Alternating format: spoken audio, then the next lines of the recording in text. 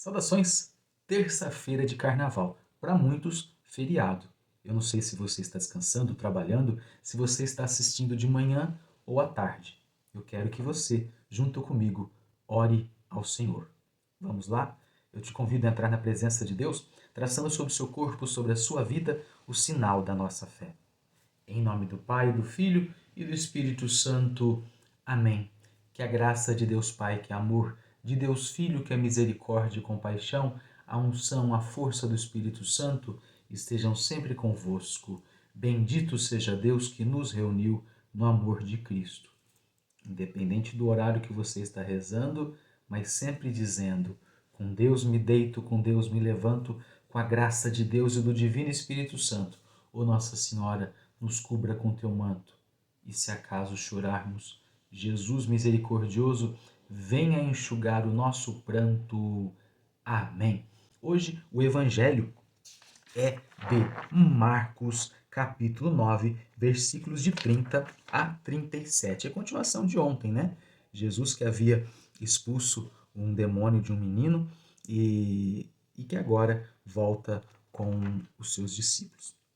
Naquele tempo, Jesus e seus discípulos atravessaram a Galiléia. Ele não queria que ninguém soubesse disso, pois estava ensinando aos seus discípulos.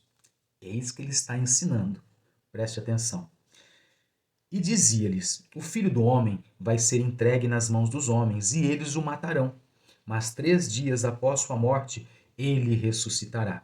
Os discípulos, porém, não compreendiam estas palavras e tinham medo de perguntar. Parece que tinham sido contagiados por aquele demônio, por aquele mal que não permitia que o menino ouvisse e falasse. Olha só, os discípulos contagiados pelo mal. Eles não compreendiam Jesus.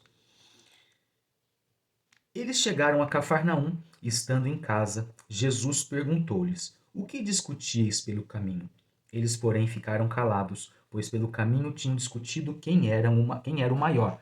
Ou seja, não tinham conseguido expulsar o demônio lá do menino. Teve que Jesus chegar e expulsar e dizer para eles: alguns espíritos só saem com oração e vocês não estão rezando o suficiente. E ainda querem discutir quem era o maior. Você está entendendo? Olha o mal aí. Por que que eles ainda não podiam dizer-se de Jesus? Porque não tinham compreendido ainda. Lembra quando Jesus, de uma maneira muito dura, fala assim para eles: ô geração incrédula, até quando estarei convosco? Está entendendo por quê? Que eles não tiveram forças, não tiveram fé suficiente e força para expulsar o demônio do menino? Agora você começa a entender. Jesus sentou-se, chamou os 12 e lhes disse: se alguém quiser ser primeiro, que seja o último de todos e aquele que serve a todos. Em seguida, pegou uma criança, colocou-a no meio deles e, abraçando-a, disse: quem acolher em meu nome uma destas crianças, é a mim que estará acolhendo, e quem me acolher está acolhendo não a mim, mas aquele que me enviou. Palavra da salvação, glória a vós, Senhor. Geralmente, quem serve ao Senhor confunde pertença com aquilo que é prepotência. Pertença é ser de Deus, mas isso não significa não passar por dificuldades. Por isso que eu digo, pertença é diferente de prepotência. O prepotente é aquele que diz: como que isto pode acontecer comigo? Jamais poderá acontecer isso comigo, porque o Senhor Deus... Para. É como dizer que a gente tem um guarda-chuva, chove, e a gente não quer abrir, porque afinal de contas eu sou de Deus, então... Não, não. Abre o guarda-chuva, a chuva vai cair, não vai te molhar, vai respingar em você algumas gotas, você vai ficar molhado, mas não ficará encharcado, conseguirá chegar aonde você tem que ir. Repito, será que você e eu não estamos sendo prepotentes? Com você eu sou cristão. Será que neste cristianismo muitas vezes a gente está esquecendo o que é ser cristão e apelamos não para pertença, mas para prepotência e dizer assim: como que isso pode acontecer comigo? Esquecemos aquilo que Pedro fala, está escrito no livro da sabedoria, é no fogo que se prova o ouro. Como que você vai ser realmente Deus não manda o mal. Deus não quer ficar te provando se você é ouro. Mas quando acontece o fogo, você vai demonstrar, até mesmo por uma questão de testemunho, uma questão de ser testemunha, o quanto Deus está com você. Eu fico pensando que é nessas horas, padre, mas eu passei por um mal esses dias, padre, eu duvidei tanto de Deus. É falta de fé isso? Não, meu irmão. Você está de bem com Deus hoje? Não, padre, agora eu tô. Padre, a minha mãe até já partiu para junto de Deus e eu hoje tô triste porque ela foi embora para junto de Deus, mas tô aqui ainda, vou na missa. Eu sempre digo, né, no domingo passado, anteontem eu falava isso na missa, né? De um lado estava uma mãe que perdeu uma filha há um tempo atrás, uma moça, uma jovem senhora, né, de 30, quase 40 anos, mas jovem, lógico, 30, 40 anos, jovem, não vou falar o nome dela, mas estava ali, e uma outra ministra, estava ela e o marido, perdeu um filho, criança, um menino, um jovenzinho não, uma criança de fato. Você tá entendendo quem é o maior no reino de Deus? Aquele que sabe que é criança. Ou seja, se joga no colo do pai e da mãe. Repito, estava na missa lá na Aparecida, na casa da mãe. Olha só, estavam na casa da mãe. Aí eu te pergunto, não é se jogar no colo do pai, no colo da mãe Aparecida? Olha só isso. Você está entendendo? Não, padre, porque Deus... Não, para. Deus não vai ficar te dando explicação. Deus simplesmente... Eu acho tão bonita aquela passagem de Lucas 15, quando todo o sofrimento do filho que quis comer lavagem, nem lavagem deram para ele, todo o sofrimento do filho termina onde? Numa explicação que ele dá para o pai. Não, termina num abraço. Cara, você tá entendendo? E você ainda quer ser tão adulto. Oh, porque eu tenho uma fé madura. Fé madura.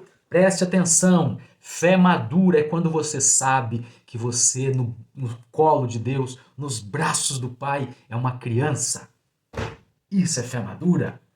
Quando você para de querer ficar argumentando igual um jovem chato e consegue estar como Jesus hoje falou. Jesus tomou em seus braços essa criança, colocou no meio dos discípulos e começou a falar.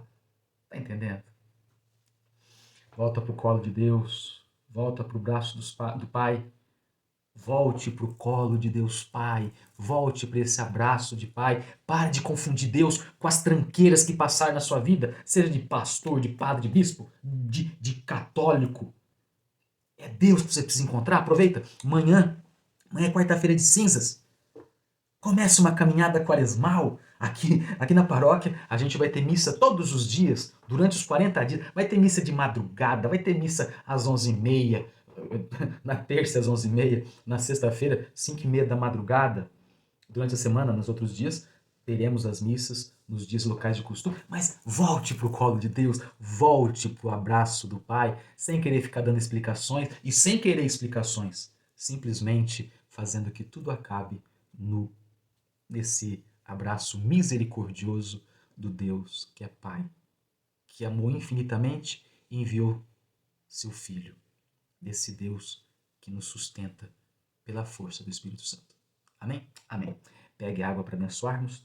Dignai-vos, Senhor, abençoar esta água que, recordando nosso santo batismo, seja uma água pura, limpa, que afaste todos os males, que limpe por dentro e por fora. Abençoe, Senhor, todos aqueles e todas aquelas que talvez, por tantos momentos difíceis que passaram, Senhor, a água que elas têm bebido é o líquido, talvez, da lágrima que escorre. Senhor, que esta água lave esse rosto sofrido, lave esses olhos vermelhos de tanto chorar e que seja realmente uma água que apazigue o coração desses vossos filhos e filhas. Abençoai, Senhor, essa água, em nome do Pai, do Filho e do Espírito Santo. Amém. Beba com fé. Amém? Amém. E pega a oração, deixa eu ver. Essa aqui.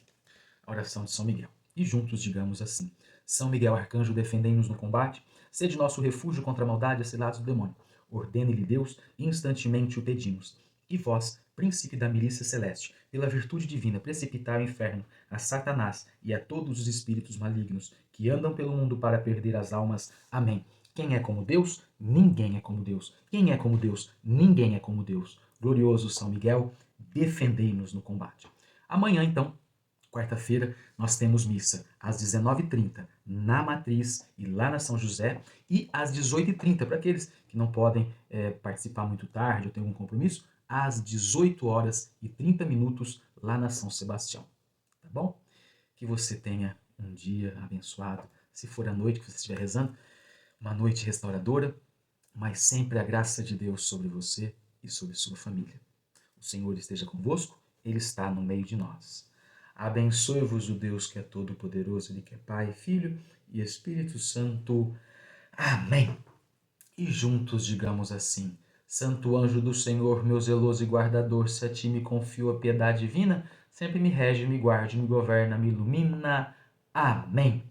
Um beijo no seu coração, que você possa começar esta quaresma através da quarta-feira de cinza. Se não puder, na quinta-feira tem a missa da misericórdia aqui no salão paroquial, mas que seja um abraço de misericórdia de Deus em você. Volte para Deus. Esse Deus é Pai. Esse Deus é amor e quer te amar. E quer que você também o ame. E tem perdão para voltar todo esse amor aí, para que você volte com todo o amor para junto de Deus. Um beijo no seu coração. Acreditar faz bem.